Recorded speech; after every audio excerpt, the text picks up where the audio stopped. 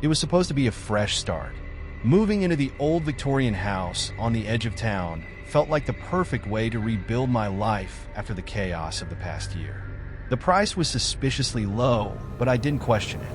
I was desperate for a change and convinced myself that the creaking floors and peeling wallpaper were just part of its charm. The house had stood abandoned for years. Dust coated every surface, and cobwebs hung like curtains in the corners. Still, there was something oddly comforting about its isolation, the way it stood alone at the end of a long, winding road surrounded by dense woods. The first night passed uneventfully. Exhausted from unpacking, I collapsed into bed without even bothering to put on sheets. The quiet of the house, broken only by the occasional groan of the wooden beams, lulled me into a deep, dreamless sleep. It wasn't until the second night that things began to feel strange. At exactly 3:33 a.m., I woke with a start. My room was pitch black, save for the faint glow of the moonlight seeping through the curtains. My heart raced, though I couldn't remember why. Something felt wrong. I turned my head toward the clock on the nightstand. The glowing red digits confirmed the time. 3:33. A chill ran down my spine, though I couldn't explain why. That's when I heard it, a faint scratching sound coming from under the bed. At first, I thought it might be a mouse. The house was old, and I wouldn't have been surprised if rodents had taken up residence. But the sound wasn't random. It was deliberate, slow, measured like nails dragging across wood. I froze, my breath catching in my throat. Just a mouse, I whispered to myself, though my voice trembled. It's nothing, but the scratching continued, growing louder with each passing second. Against my better judgment, I leaned over the edge of the bed, peering into the darkness below. Nothing. The space under the bed was empty, save for a few stray dust bunnies. The scratching had stopped the moment I looked, leaving an eerie silence in its wake. Shaking my head, I lay back down, pulling the blankets up to my chin. My rational mind told me it was just my imagination, that I was overtired from the move. But deep down, I knew something wasn't right. The next morning, I mentioned the incident to my neighbor, Mrs. Jenkins. She was an elderly woman with kind eyes and a tendency to ramble about the town's history. When I told her about the scratching, her expression darkened. "Did you look under the bed?" she asked, her voice low. I hesitated. "Yes, but there was nothing there." Mrs. Jenkins shook her head, her hands trembling slightly as she gripped her teacup. "Never look under your bed in that house, especially not at 3:33 a.m. Her words sent a shiver down my spine. "Why not?" She glanced around as if fearing someone might overhear. "They say something lives under the bed in that house. Something not human. If you look, it sees you. And once it sees you," she trailed off, her face pale. I laughed nervously, trying to mask my unease. "That's just an old ghost story, right?" But Mrs. Jenkins didn't smile. That night, I stayed up late, determined not to let an old woman's superstition scare me. I buried myself in a book, refusing to look at the clock, but no matter how hard I tried, my thoughts kept drifting back to her warning. By the time I finally fell asleep, I was too exhausted to dream. At 3:33 a.m., I woke again. This time, the scratching was louder. It wasn't just coming from under the bed. It seemed to surround me, echoing off the walls.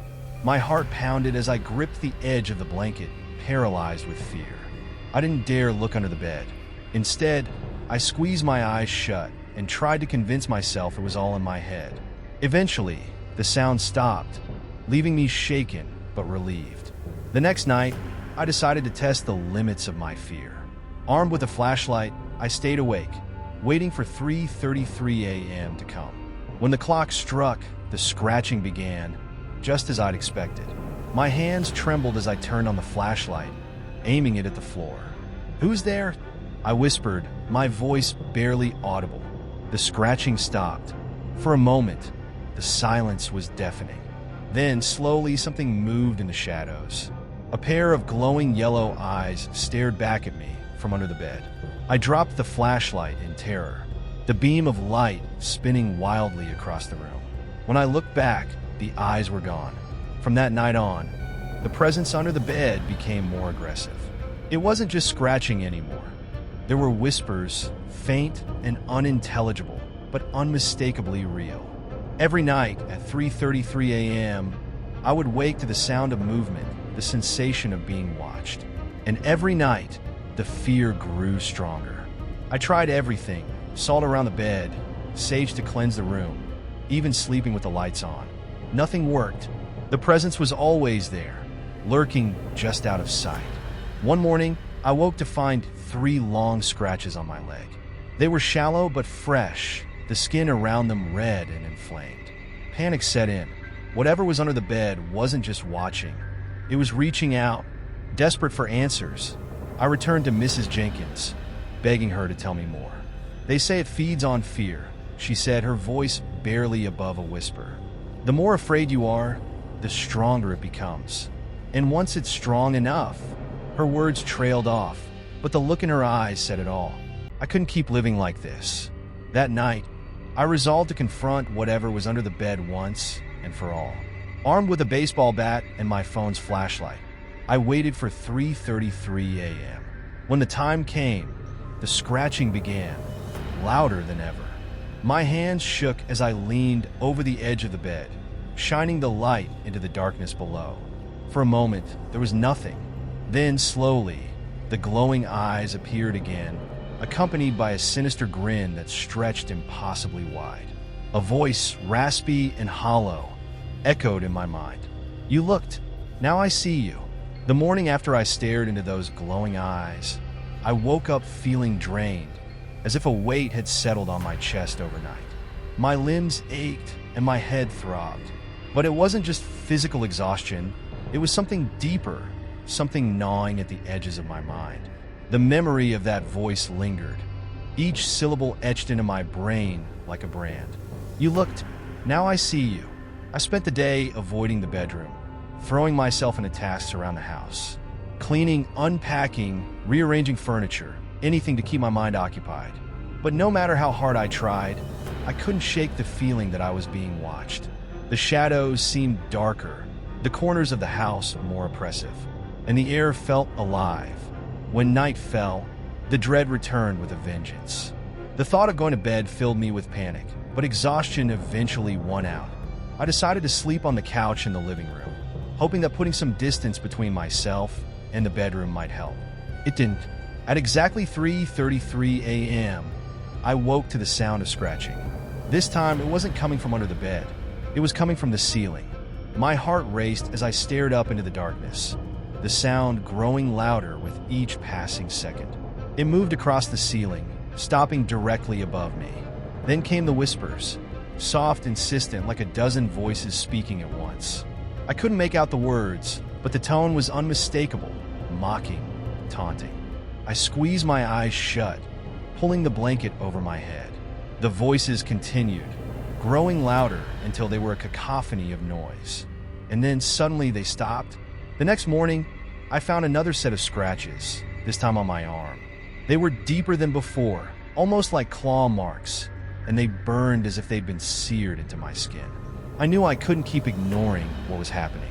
Whatever this thing was, it wasn't going to stop. Desperate for answers, I turned to the internet, scouring forums and message boards for anything that might explain what I was dealing with. That's when I stumbled upon a post that made my blood run cold. It was a thread about paranormal encounters, and one story in particular caught my eye. Don't look under your bed at 3:33 a.m. The user described an entity that lived beneath the bed, feeding on fear. They claimed that once you looked, it would latch onto you, growing stronger with each passing night. And eventually, it would take you. The post ended with a chilling warning. If you've already looked, it's too late. But whatever you do, don't respond to it. Don't talk to it. And don't acknowledge its presence. That's how it gets in. That night, I tried to follow the advice. I barricaded myself in the living room, surrounding myself with every protective charm and symbol I could find. Salt, crosses, candles. I wasn't taking any chances. At 3:33 a.m., the scratching began again. This time it came from the walls. The sound was relentless, like nails being dragged across wood, and it was accompanied by the whispers. They were louder now, clearer. "Let me in? Don't you want to see?" You can't hide. I clenched my fists, refusing to respond. But then, I heard my mother's voice. Please help me. My heart stopped. My mother had died years ago, but the voice was unmistakable. Tears streamed down my face as I fought the urge to respond. It wasn't real. It couldn't be real. But the voice grew more desperate, more pleading. Why won't you help me? Don't you love me? Before I could stop myself, I whispered, Mom. The whisper stopped, and then, from directly behind me, the voice said, Got you. I spun around, but there was nothing there. The room was silent, save for the sound of my own ragged breathing.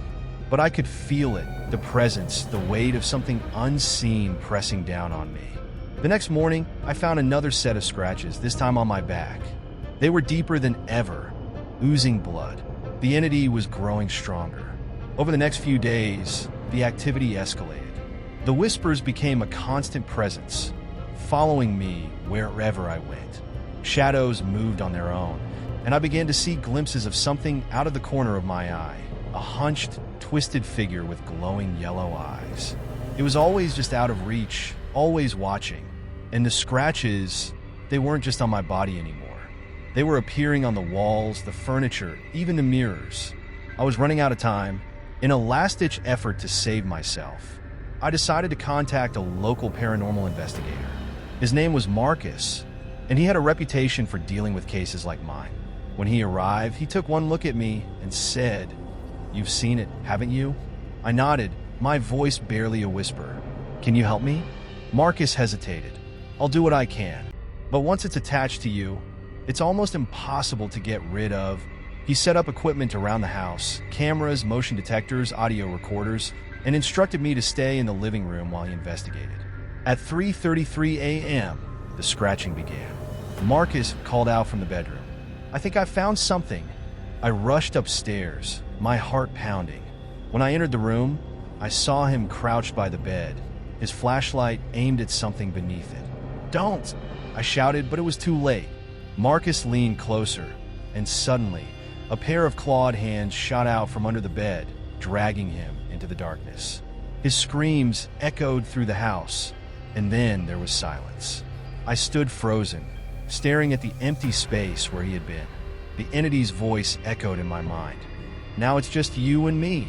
The silence following Marcus's screams was deafening, a void that swallowed every ounce of hope I had left. I stood frozen in the doorway of the bedroom, unable to move, unable to process what had just happened. He was gone. The claw marks on the floorboards, leading under the bed, were the only evidence that he had been there at all. But the room wasn't empty. I could feel it watching me. You're all mine now. The voice slithered through the air, cold and venomous. I backed out of the room, slamming the door shut behind me. My heart raced as I stumbled down the stairs, my mind reeling. Marcus was supposed to be the expert, the one who could help me. And now he was gone, taken by the thing that had made my life a living nightmare. The house felt different after Marcus's disappearance. The air was heavier, the shadows darker. Every room seemed to pulsate with a sinister energy, as if the entity was no longer hiding, but reveling in its dominance. At 3:33 a.m., it made its move. I was in the living room, clutching a cross in one hand and a flashlight in the other. The salt circle I had poured around the couch seemed like a flimsy barrier, but it was all I had. The scratching started in the walls this time, slow and deliberate. Then came the whispers, louder and clearer than ever before. Why do you resist? Let me in. You can't escape. The lights flickered, and the temperature in the room plummeted. I could see my breath hanging in the air, each exhale trembling with fear. And then it appeared. The figure stepped out of the shadows, its form hunched and grotesque. Its eyes burned with a sickly yellow glow, and its mouth twisted into a grin that seemed to split its face in two. Look at me, it hissed. I squeezed my eyes shut, gripping the cross tighter. No, I whispered, my voice shaking. The creature laughed, a sound that made my skin crawl. You've already seen me. You can't unsee. The next day, I did the only thing I could think of. I left the house. I didn't know where I was going. I just needed to get away. I ended up at a library. poring over old books and newspapers in a desperate attempt to find answers. It was there that I stumbled upon a local legend that made my blood run cold. The story of the Watcher. According to the records, sightings of the entity dated back over a century. People claimed it would appear to those who broke its unspoken rules, latching onto them and feeding off their fear until it consumed them entirely. The legend also mentioned something else, a way to break free. The only way to sever its hold was to confront it in the place where it was strongest. But no one who had attempted it had ever returned. I didn't have a choice. If I stayed in the house, it would only be a matter of time before the entity consumed me completely. And even if I ran, it would follow me. It had made that much clear. So, I went back. I waited until nightfall, preparing myself as best I could. I brought every protective item I could think of: salt, sage, holy water, and armed myself with a crowbar. It felt laughably inadequate, but it was better than nothing. At 3:33 a.m., I was ready. The entity didn't waste any time. As soon as the clock struck, the house erupted into chaos. The walls shook, and the whispers became deafening. Shadows twisted and writhed, forming grotesque shapes that seemed to reach for me. I stood in the center of the bedroom, holding my ground. "Show yourself," I shouted, my voice trembling. The shadows converged, and the entity stepped forward. Its grin was wider than ever, its eyes blazing with malice. "You think you can fight me?" it hissed. I took a step forward, clutching the crowbar tightly. "I'm not afraid of you." The entity laughed, a sound that made the room tremble. "Liar," it said, and then it lunged. The entity lunged with a speed and ferocity that defied logic. Its elongated limbs reached for me, claws gleaming in the dim light of the bedroom. Instinct took over, and I swung the crowbar with all my might. The metal struck its arm, producing a sickening crack. The entity hissed in pain, but the blow barely slowed it down. It lashed out, its claws narrowly missing my face. "You can't hurt me," it snarled, its voice reverberating through the room. I scrambled backward, my heart pounding in my chest. "Then why did that hurt?" I shot back, trying to mask my terror with bravado. The creature's grin faltered, its yellow eyes narrowing. "You're only delaying the inevitable," it said, its voice dripping with venom. I had prepared for this. The room was rigged with a salt circle, candles, and a mirror. Everything the old legend had mentioned as tools to confront the entity. But I knew it wouldn't be enough to destroy it. As the entity advanced, I hurled a vial of holy water at it.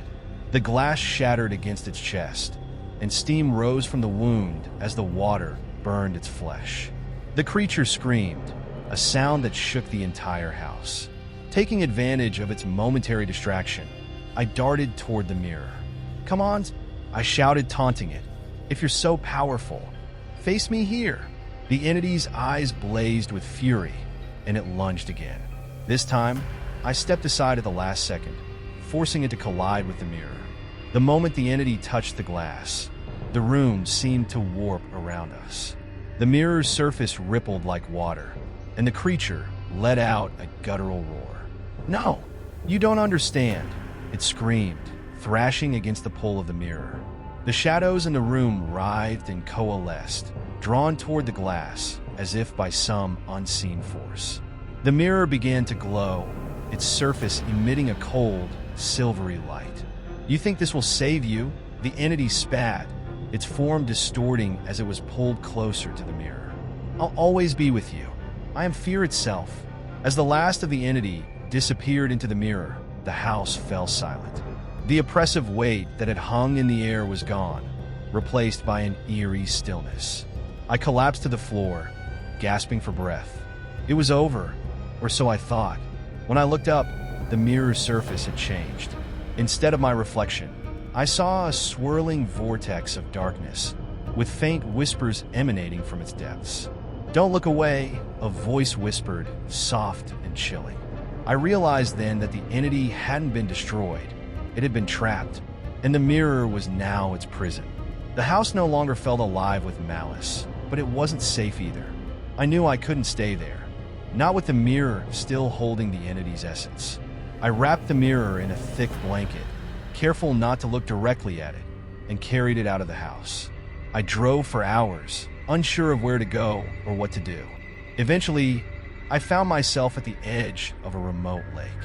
With no other options, I hurled the mirror into the water, watching as it sank beneath the surface. For the first time in weeks, I felt a sense of relief. But the relief was short-lived. That night, as I lay in a cheap motel bed, I woke up at exactly 3:33 a.m. The room was silent, but the air felt heavy. And then I heard it, a faint whisper coming from beneath the bed. "Did you miss me?" The whisper sent an icy chill down my spine. My mind screamed at me to stay still, but my body acted on instinct. Grabbing the flashlight on the nightstand, I aimed it under the bed. Nothing. But the whisper came again, louder this time. "You can't hide forever." I scrambled out of the bed, backing against the wall. My breathing was ragged, and the room felt like it was closing in on me. My phone buzzed suddenly, shattering the oppressive silence. I fumbled to answer it, desperate for a distraction. "Hello?" A distorted voice responded. The mirror was never the end. "You invited me in." The line went dead. Panicking, I packed my things and left the motel. The roads were dark and deserted, but I didn't care where I was going. I just needed to put distance between me and whatever was following me. I drove until dawn, finally stopping at a small diner. Exhausted and desperate, I explained everything to the waitress, a middle-aged woman with kind eyes and a patient demeanor. To my surprise, she didn't laugh or dismiss me. Instead, she nodded knowingly. "You've encountered something ancient," she said, her voice low. "You're not the first." Her words sent a shiver through me. "What do I do? How do I stop it?" She hesitated before pulling a small, leather-bound book from her bag. "This might help," she said, "but be warned, it comes at a cost." The book contained detailed instructions for a banishment ritual, but the process was dangerous. It required confronting the entity head-on and binding it to a physical object, a permanent prison. "You need to do this at the source," the waitress explained. "Where it all began. That's the only way to sever its hold on you." Reluctantly, I agreed. With her guidance, I gathered the materials needed for the ritual: black candles, a protective talisman, and a series of incantations written in a language I didn't understand. The waitress warned me of one final detail. "Whatever happens, don't break the circle. And no matter what it says, don't respond." Returning to my childhood home was a nightmare in itself. The house loomed in the distance, its windows dark and empty. Every step closer felt like walking into a trap. Inside, the air was colder than before, and the shadows seemed to move on their own. I set up the ritual in the living room, where the mirror had first hung. As I lit the candles and began the incantation, the house came alive. The walls groaned, and whispers filled the air. The entity's voice cut through the noise, mocking and taunting me. "You think you can get rid of me? You invited me in, remember?" I forced myself to focus, repeating the incantation louder. The shadows coalesced in the center of the room, forming the entity's grotesque figure. As the ritual intensified, the entity grew desperate. "You don't have to do this," it hissed. "I can give you power, protection, anything you want." The temptation was strong, but I remembered the waitress's warning. Gritting my teeth, I continued the chant, ignoring its pleas. The entity screamed, its form flickering and distorting. With one final burst of energy, I completed the incantation, binding it to an ornate box, the object I had chosen as its prison.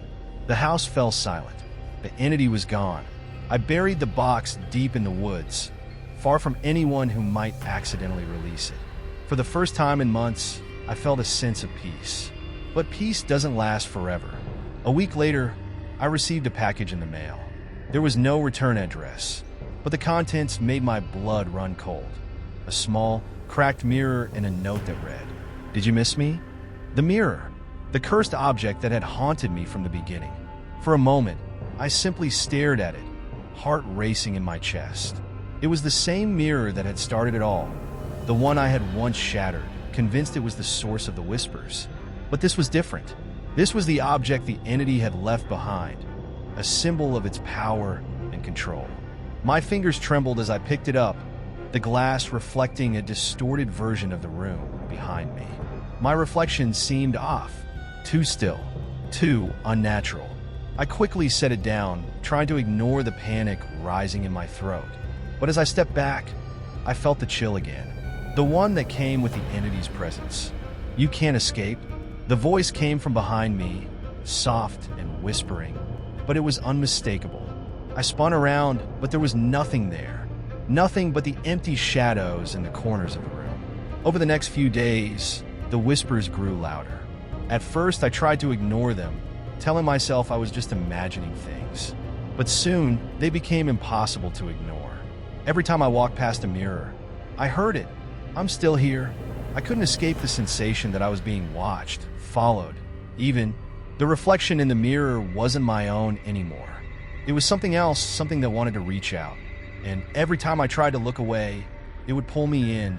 At night, I locked every mirror in my house. But the whispers never stopped. They followed me, seeping into my thoughts, my dreams. "You can't hide. I see you. Come back to me." I felt like I was losing my grip on reality. What was real anymore? The more I tried to push it away, the more it came at me, wrapping itself around my mind like a vice. Desperate for answers, I sought out the waitress again. She was my last hope, the only person who seemed to know anything about the entity I was dealing with. When I arrived at the diner, she didn't look surprised to see me. Her eyes, though, held a somber depth, as if she had been waiting for this moment. "You can't run from it forever," she said, her voice quiet but firm. "You've made a mistake. By trying to banish it, you've only bound yourself to it. You have to go deeper." I stared at her, confused. "Deeper? What do you mean?" She sighed, then slid a piece of paper across the table. It was an old map, faded with age. At the top was a location marked in red. "This is where it began. You need to go there, find the source." I followed the map, winding through desolate roads, the landscape growing increasingly unfamiliar. The location led me to an abandoned house at the edge of a forgotten town. It looked just like my childhood home, but darker, older, its structure twisted and decayed. I felt it before I saw it. The air was heavy, thick with a presence I couldn't ignore. The whispers came again, this time in my mind. "You're here." I stepped forward, every part of me screaming to turn back, but I couldn't. I had to know what this was, what it wanted from me. The door creaked open as if expecting me. Inside, the house was eerily familiar. The same creaking floorboards, the same cold air, the same feeling of being watched. I explored the house, following the darkening path that seemed to lead me deeper and deeper into its bowels. The whispers grew louder, more frantic. I stumbled upon a door in the basement that I had never seen before, one that hadn't been there in my childhood home. It was painted a deep crimson red, and the words, "Do not enter," were carved into the wood. My hand reached out instinctively, the pull undeniable. As I grasped the knob, I felt a cold shock ripple through me. A voice whispered in my ear, "You can't resist it. You've always been drawn to it." But I had to open the door. I had to know what was behind it. When the door creaked open, I was immediately met with an overwhelming darkness. The room beyond was unlike anything I had ever seen. It wasn't part of the house. It couldn't be. It was something else, something older, stretching beyond the confines of time and space. The whispers grew into a roar, filling the room with a cacophony of voices. "You've come home," they hissed. "You can never leave." I stepped inside, unable to turn back. The air grew colder, and the shadows seemed to pulse around me, alive with the energy of something ancient. And there, in the center of the room, stood a mirror, the same cracked mirror that had haunted me. It was larger now, its surface rippling with movement, as if it was a window to something far darker. As I approached the mirror, a sudden realization hit me. This wasn't just any mirror. This was the gateway, the source of the whispers, the thing that had been calling to me all this time. The entity was not trapped within it. It was the mirror itself. It had been using me as a vessel, as a way to break free. It had always been here, always watching, waiting for someone to open the door and release it. "Welcome home," it whispered, its voice like 1,000 voices, each one more disturbing than the last. It's time for you to join me. And I realized, too late, that I had become part of it. The realization hit me like a crushing weight. The mirror, the whispers, the entity, it had been leading me here all along. I had been its puppet, its tool, without even knowing it. Every step, every choice I had made had been guided by its unseen hand. It had been watching me, waiting for me to come close enough to finally cross the threshold into its domain. I stood there, frozen, staring into the mirror's surface. It rippled, as if alive, its edges twisting and distorting. And then, just as I thought I might lose my sanity to the endless void within it, something else began to emerge. I could see shapes in the darkness, shifting and crawling, like figures that were both there and not there at all. Faces, some human, others grotesque and alien, began to form. They stared at me with hollow eyes, their mouths opening and closing, whispering unintelligible words. It was the same voice I had heard for weeks, but now it was multiplied, a chorus of voices filling my mind with madness. You've come home? The whispering became more frantic, and for a split second, I thought I saw something reach out from the mirror. A hand, pale and gnarled, stretched out from the surface, its fingers curling in invitation. I stumbled backward, my heart pounding. The door. I needed to leave. But as I turned, I realized with horror that the door had disappeared. The house had changed. The walls were no longer solid. They were shifting alive. The house wasn't a house anymore. It was a maze, an endless labyrinth, a trap. I ran through the twisting halls, desperate to find an exit. The air grew heavier with each passing moment, as if the house itself was closing in around me. The whispers followed, constantly echoing in my ears, pulling at my thoughts. You can't leave. You belong to me now. There was no escape. The once familiar rooms I had walked through, my childhood memories, were now alien to me. They shifted and warped, changing in impossible ways. The walls seemed to bend in unnatural angles. The floor creaked beneath me as if it was breathing. It was no longer a house, it was a prison, and I was its only prisoner. I rounded a corner and froze. There, standing at the end of the hallway, was a figure. Tall, cloaked in shadows, and completely still. Its face was hidden, but its presence, its overwhelming presence, felt like it was suffocating me. I didn't know why, but I knew immediately that this was the entity. It wasn't the mirror anymore. The thing I had been running from for so long was standing right in front of me.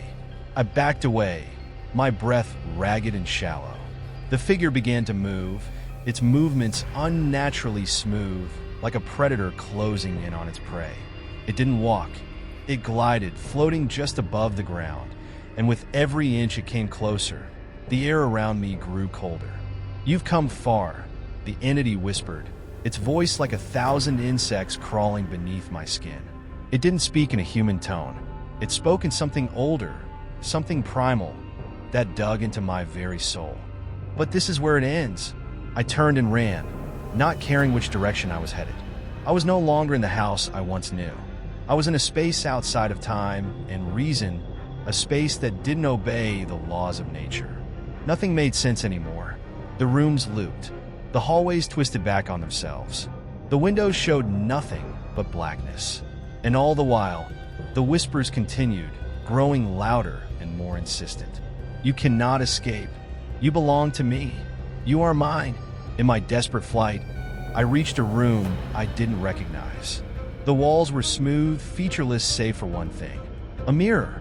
It wasn't the same mirror I had seen before.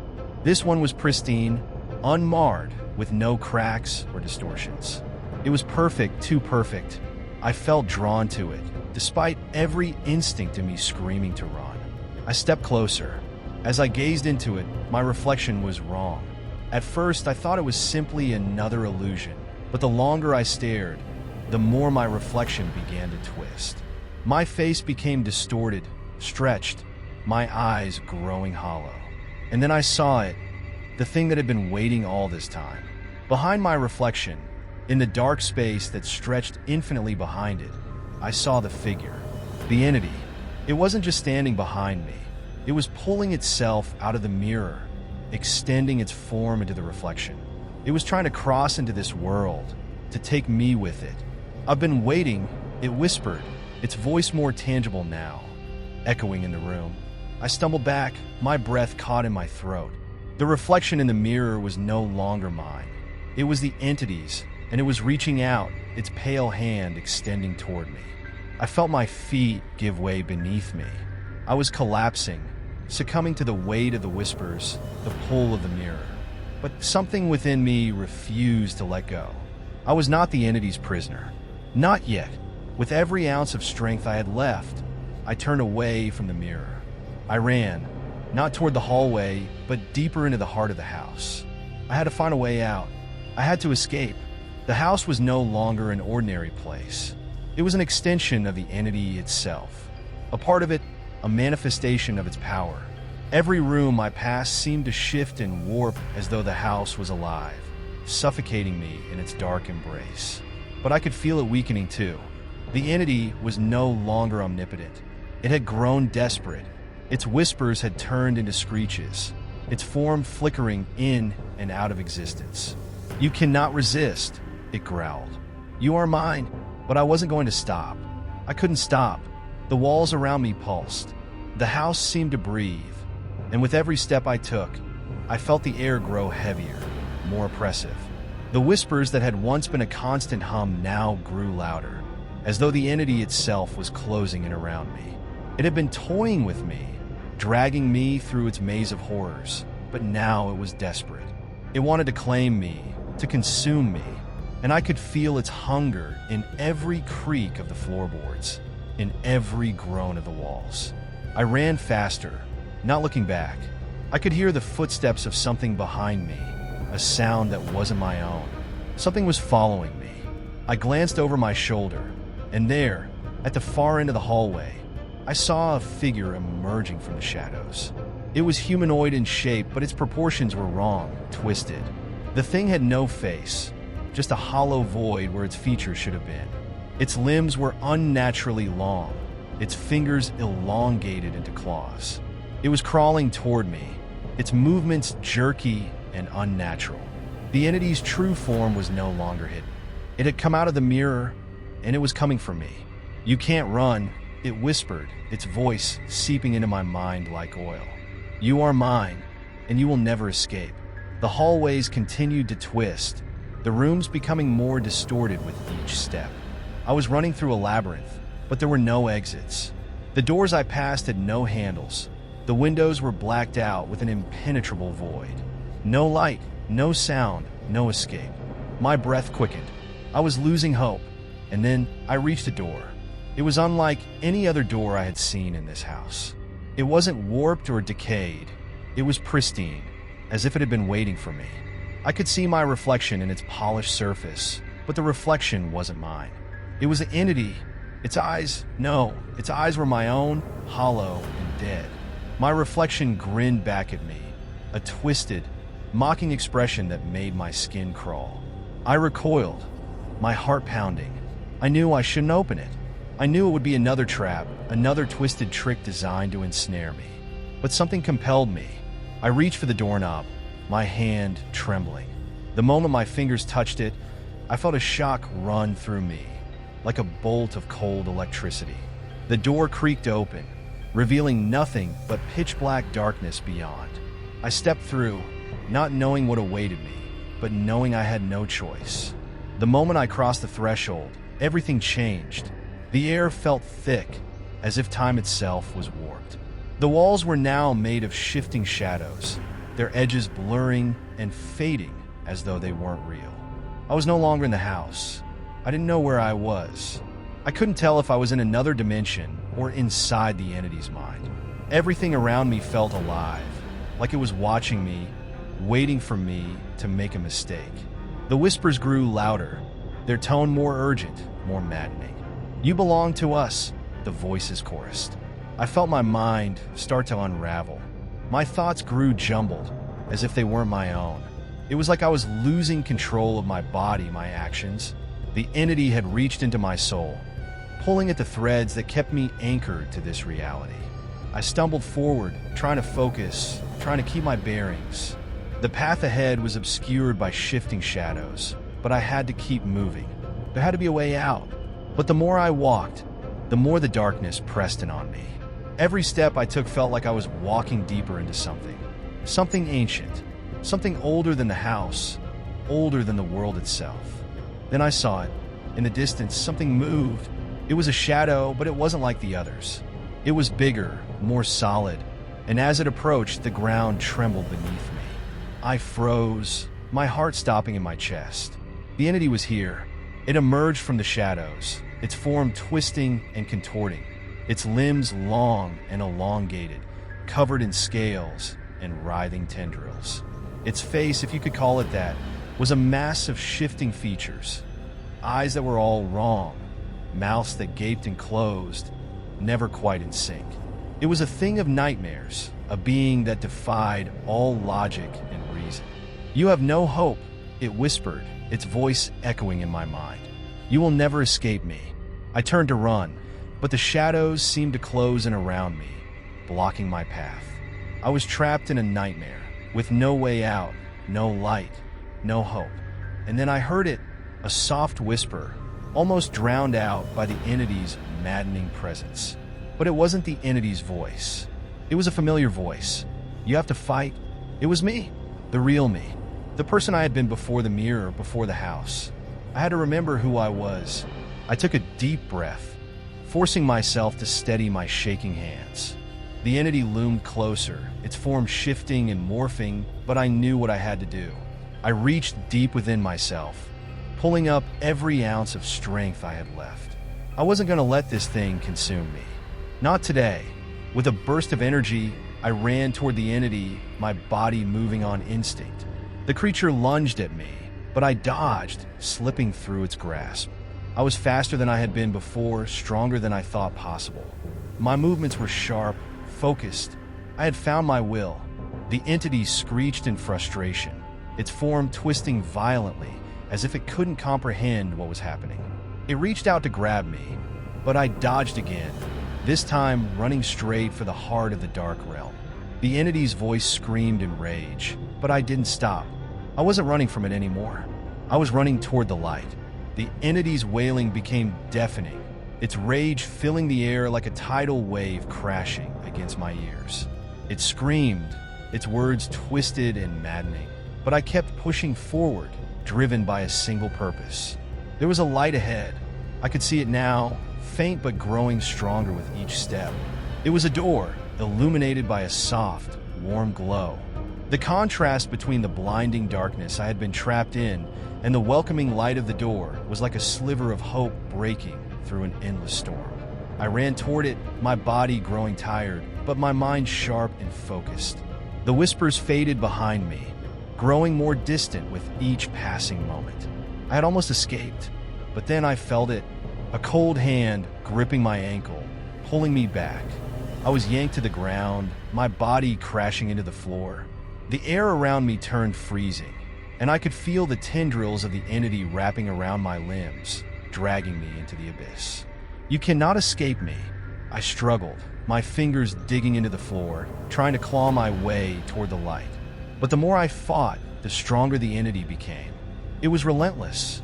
I could feel its cold, unnatural presence closing in, suffocating me, pulling me into the shadows. I knew it was trying to drag me back, to claim me once and for all. "I will consume you," it hissed.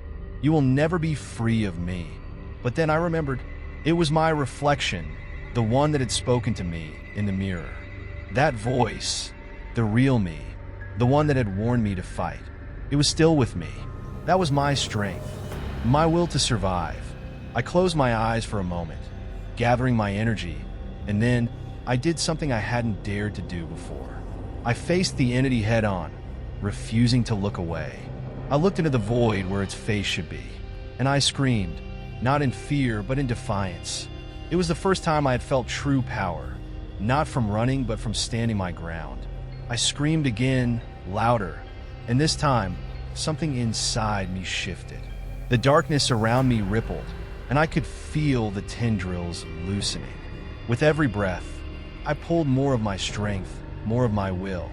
I forced the entity back step by step, Its grip on me loosened, its presence receded, as if it was afraid of me. I reached for the door again, my fingers brushing the handle. I could feel the warmth from the other side, the promise of escape. No! The entity shrieked, its voice splintering into 1,000 overlapping cries. It lashed out, but I slammed my hand into the door, willing it to open. The door creaked, and with a burst of force, it swung wide open, the light spilling out into the darkness. I didn't hesitate. I didn't look back.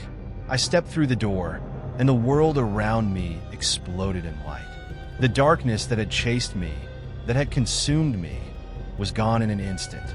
For a moment, I couldn't see anything but pure white light, overwhelming and all-encompassing. My senses were drowned, and I felt weightless.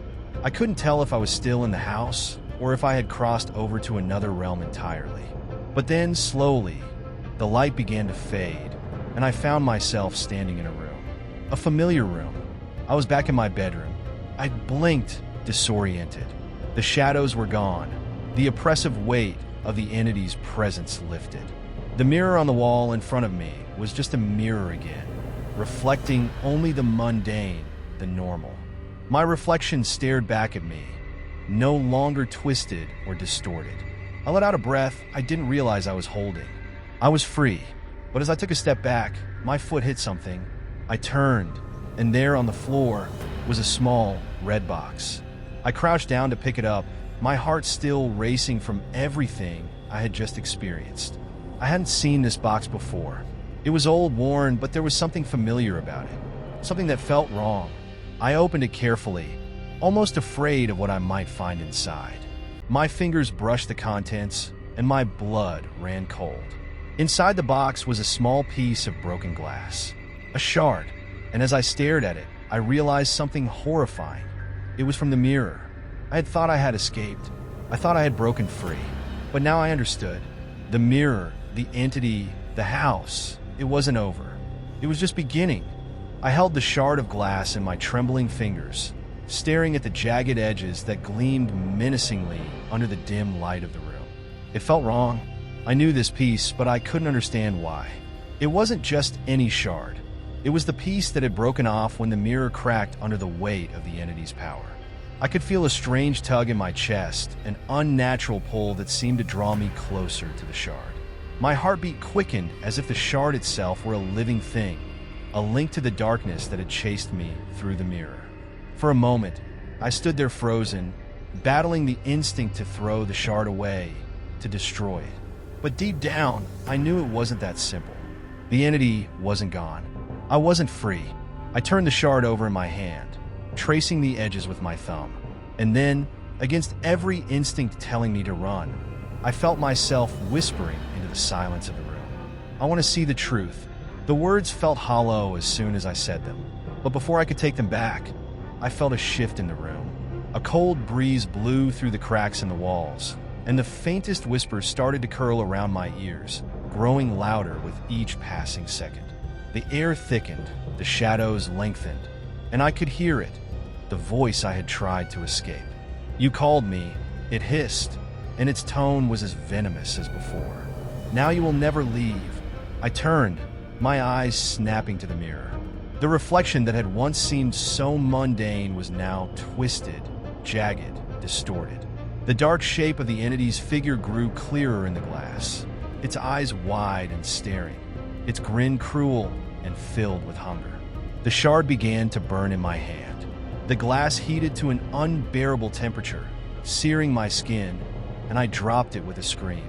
It clattered across the floor, but before it hit the ground, something far worse happened.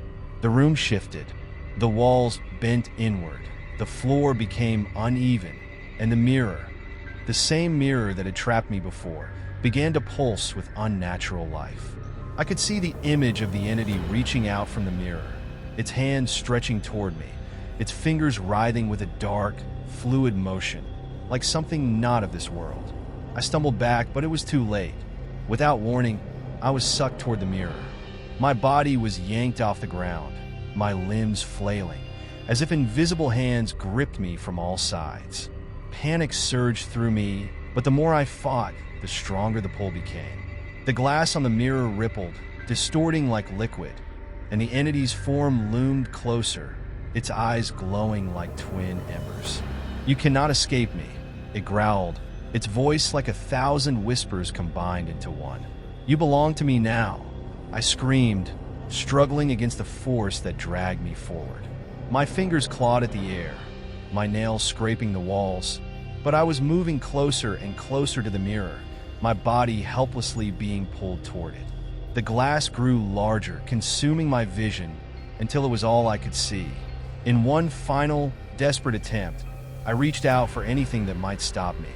My hand found the edge of the dresser, and I grabbed hold, my fingers digging into the wood, trying to anchor myself to reality. But the entity laughed. "There is no escape from what you have invited." With a violent jerk, I was thrown forward, crashing into the mirror. The glass shattered around me, cutting into my skin as I passed through the frame. I screamed, but my voice was drowned out by the silence that followed. I opened my eyes, and I realized I was no longer in my room. I was in a dark, oppressive place, a reflection of the world I knew, but twisted beyond recognition. The walls were covered in cracked mirrors, their surfaces warped and fogged, but I could still see movement within them. Shadows shifted, flickering like fireflies, and the distant echoes of whispers reached my ears. I tried to move, but the floor beneath me was cold and hard, like stone. I could see nothing ahead of me, just an endless stretch of darkness. The air was thick, suffocating, and it pressed in on me from all sides. The room I had left behind was gone, replaced by this twisted reflection of my worst nightmares. And then I saw it, something moving in the corner of my eye. The entity. It was not just in the mirrors anymore. It was here, in this realm. Its shape was shifting, its body an ever-changing blur of darkness and nightmare. It was moving toward me, its eyes gleaming, its grin widening. It was smiling. "Welcome to my domain," it said, its voice reverberating around me, echoing from every direction. The realization hit me like a punch to the stomach. This was its world now. The mirror had been a doorway, a threshold into something far darker and far more dangerous. And I had walked right into it. I was trapped. The mirror, the shard, the house, they had all been parts of the plan. I was never meant to escape.